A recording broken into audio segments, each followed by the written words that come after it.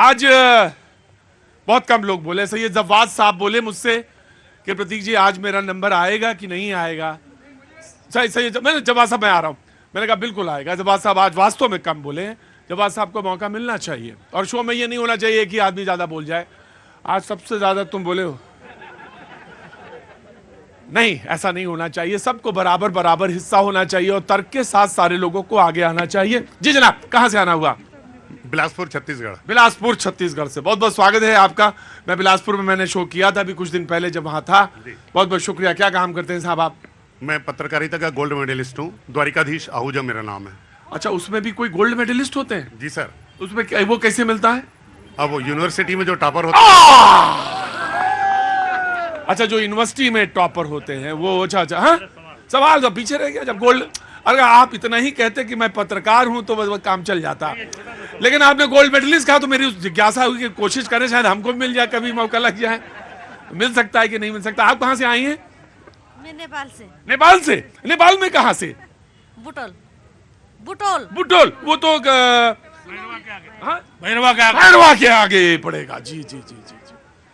तो बिलासपुर का सवाल गोल्ड मेडलिस्ट वाला। जी सर, मेरा सवाल यह है कि 1971 में जब इंदिरा जी ने पाकिस्तान के साथ युद्ध करके विजय प्राप्त की तो पूरा विपक्ष उनके साथ खड़ा था। आज अगर मोदी जी ने पूरे विश्व में नाम पताका फहराई है तो क्या हमारा विपक्ष उनका साथ नहीं दे सकता?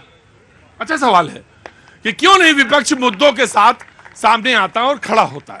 जवाद साहब कुछ बोलना चाहते? जवाद साहब को लगता है कि मुझे बोलना चाहिए। जवाद साहब, उसके बाद मैं एक काम करता हूं कि आज मैं फिर विपक्ष को मौका दे देता हूं, अगर आपकी जात को, आप गोल्ड मेडलिस्ट हैं, ज्यादा समझ रहे हैं आप बात को, तो मैं एक काम करता हूं, पहले जवाद साहब से पूछ लेता हूं, फिर समाजवादी से पूछ लेता हूं, फिर आम आदमी पार्टी से पूछ लेता हूं, फिर कांग्रेस से पूछा। अगर मुझे वक्त बच गया तो देखेंगे तुम्हें, नहीं तो आज निपटा देते हैं। जी जनाब, जवाब। नहीं आज जवाद साहब, आखिर अच्छे मुद्दे पे, वो मुद्दा जो देश को एक जोड़ सकता है, उस पर क्यों नहीं खड़े होते हैं आप मोदी जी के साथ? ये सवाल बिलासपुर के पत्रकार का। प्रतीक भाई, आज तो मैं अपना विरोध जताने आया था, क्योंकि आज मैं जमीन पे बैठ करके जो है वो डिबेट करना चाहूंगा। क्योंकि सदन के अंदर जिस तरीके से चुने हुए सांसदों को बाहर निकाला गया। देखिए देखिए देखिए देखिए देखिए देखिए देखिए देखिए देखिए देखिए देखिए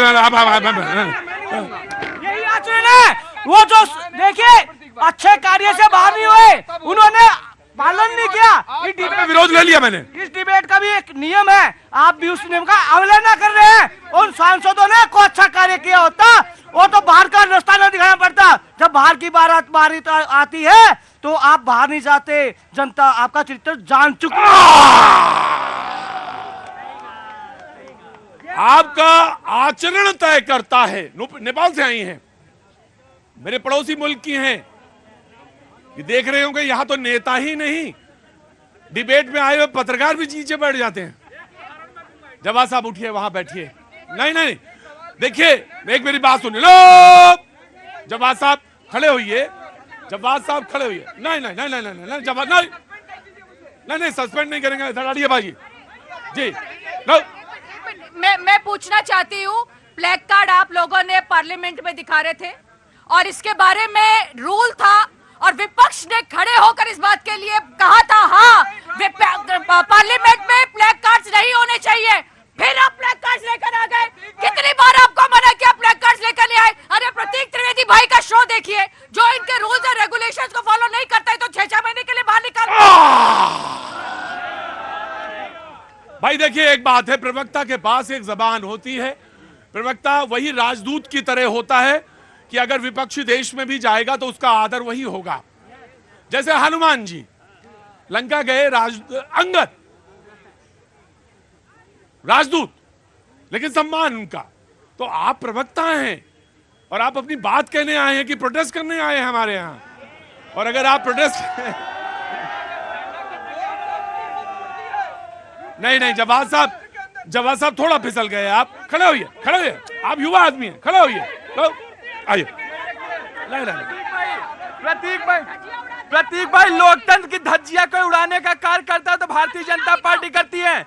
अभी ये निष्पक्षता की बात कर रहे हैं। ये आज दुर्भाग्य देखिए, आज विपक्ष के सांसद क्या पूछ रहे हैं, गैर बीजेपी सांसद क्या पूछ रहे हैं? वो पूछ रहे हैं कि भाई संसद के ऊपर हमला हुआ, संसद के अंदर हमला कौन किया? भारतीय जनता पार्टी के सांसद के 2 मेहमान, जिसके हस्ताक्षर पे वो मेहमान आए उसके सस्पेंड नहीं किया गया। और जो सवाल पूछ रहा है, जो देश के संसद के ऊपर खतरा है, उस पर सवाल पूछ रहे हैं तो उसका सस्पेंड कर दे रहे हैं। आप क्या करना चाहते हैं? ये तो सीधा सीधा भारत के संविधान हो गए हैं, ये उनके साथ खड़े हो गए हैं जो कहते थे अब चल हम शर्मिंदा है, तेरे कातिल जिंदा है।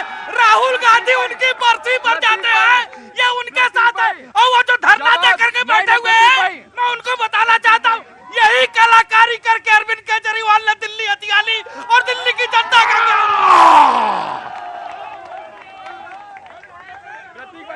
अरे छोड़िए, 2 मिनट रुकिए, 2 मिनट रुकिए। बहुत बढ़िया कहा। दिल्ली की जनता को मूर्ख बना करके जिस तरीके से केजरीवाल जी मैं तुम्हें दे दूंगा। जब बात उड़िए नहीं तो मैं जब बात कोई फैसला निकाल दूंगा फिर उसकी दिक्कत होगी आपको। मैं आपको चांस दे रहा हूं। ये क्या तमाशा है? आपके पास जबान है बोलने के लिए, आप जबान बोलिए।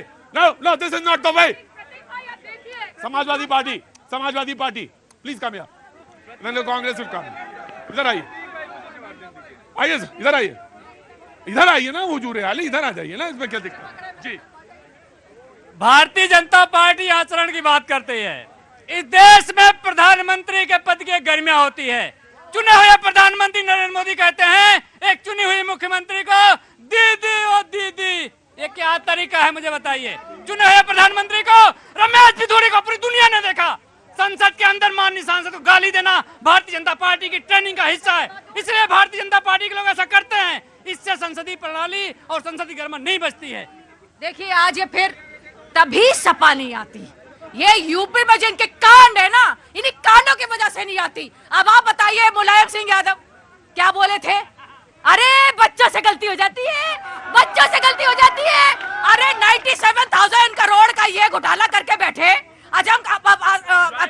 असलम के साथ इन लोगों का। अब बताइए, ये लोग इंडी अलायंस के साथ ये लोग खड़े हैं। अरे आप बताएं कि जब मोदी जी कोई बात करते मनमोहन सिंह के टाइम पे, वो तो सेम पेपर की तरह खड़े रहते थे। आपके वक्त के अंदर जो लोग आपके भारत को, देश को अपने सिर के ऊपर अपने क्राउन बनाकर खड़ा करते हैं, वहां पे समाजवादी पार्टी को प्रॉब्लम है। और यूपी में ये घुस नहीं सकते दोबारा।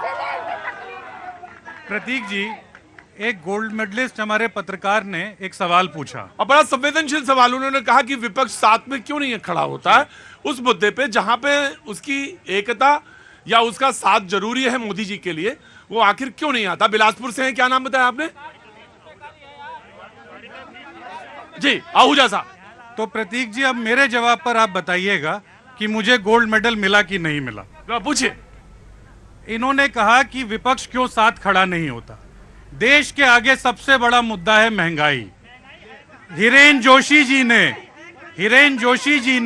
बोले दो। सब पत्रकारों को, बहन बोलने दीजिए। हिरेन जोशी जी ने सब पत्रकारों को 10 दिन पहले एक मैसेज किया कि मोदी की गारंटी 450 रुपए का सिलेंडर। कल सदन में क्या हुआ? पेट्रोलियम मंत्री ने कहा कि ये वैसा ही जुमला था जैसा 15 लाख आएगा। बस यही वजह है गोल्ड मेडलिस्ट साहब इसीलिए खड़ा नहीं होता साथ में। अब बताइए प्रतीक जी, अब बताइएगा कि गोल्ड मेडल मुझे मिला कि नहीं मिला? बिल्कुल। और मुझे इस बात की नीरज खुशी है जी कि आपने बहुत तार्किक दृष्टि से, क्योंकि एक बात मैं आपको बताना चाहता हूं, जो यहाँ पे आते हैं वो सवाल बहुत महत्वपूर्ण नहीं है, आचरण बहुत महत्वपूर्ण होता है।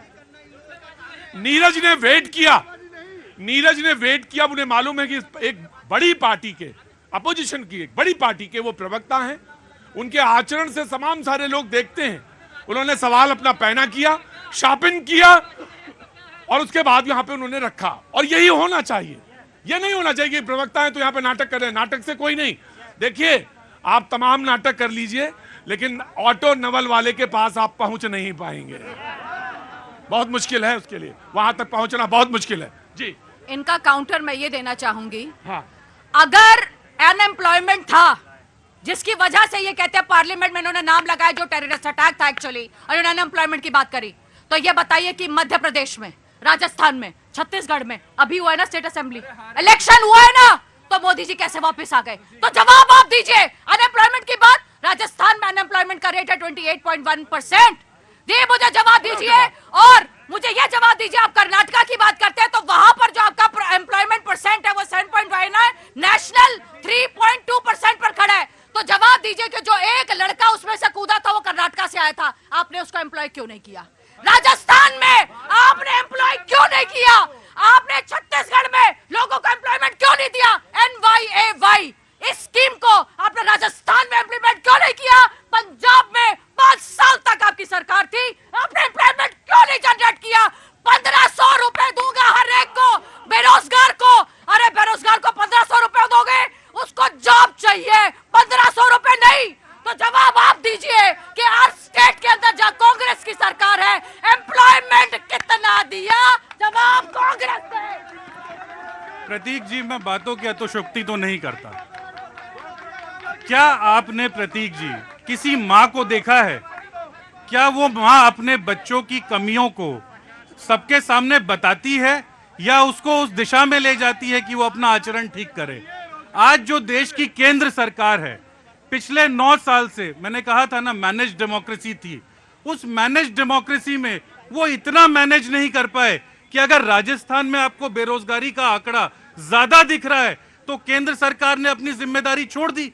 हम बार बार कहते हैं ना, ये तो मैं आपसे एक सवाल पूछता हूं, अब मैं पूछता हूं, अगर आप ये कहते हैं कि क्या राजस्थान में बेरोजगारी ज्यादा थी तो केंद्र ने अपना दायित्व तो छोड़ दिया क्या? तो मैं आपसे पूछता हूं, तो आपको तो संसद में चुन के भेजा था कि संसद के अंदर जाके सवाल पूछेंगे, तो आपने अपनी जिम्मेदारी क्यों छोड़ दी? मुझे ये बताइए। इस देश के अंदर जो संसदीय प्रणाली है उसके अंदर विपक्ष की क्या भूमिका है? जब भी सरकार अपने मुद्दों से भटक जाए, वो मुद्दे नहीं जो पीछे से आते हैं, वो मुद्दे जो देश की जनता के हैं। मणिपुर जल रहा है पिछले 8-9 महीने से, आज तक चुप्पी नहीं टूटी। बेरोजगारी चरम पे है, आज तक चुप्पी नहीं टूटी। मोदी जी प्रकट होते हैं, टीवी पर बोलते हैं, तो संसद पे ताला लगा दीजिए। संसद का पटल देश के सामने सच बोलने का मंच है। अगर सच बोलने की हिम्मत है तो सदन में बोलिए। प्रतीक जी, मैं अपने भाई की बात करूंगी जो गोल्ड मेडलिस्ट हैं, और आपने कहा मुझे भी गोल्ड मेडल मिलना चाहिए। आप हर्ट मेडलिस्ट हैं, आप देश के जनता के दिल में बैठते हैं, किसी गोल्ड मेडल की आपको जरूरत नहीं है। आपने विपक्ष की बात करी, एक विपक्ष था अटल बिहारी वाजपेयी जी के टाइम में जिन्होंने इंदिरा को दुर्गा के नाम से संबोधित किया, और एक विपक्ष आज है जो मोदी जी को मौत का सौदागर, पनौती मोदी और किन किन अभद्र शब्दों से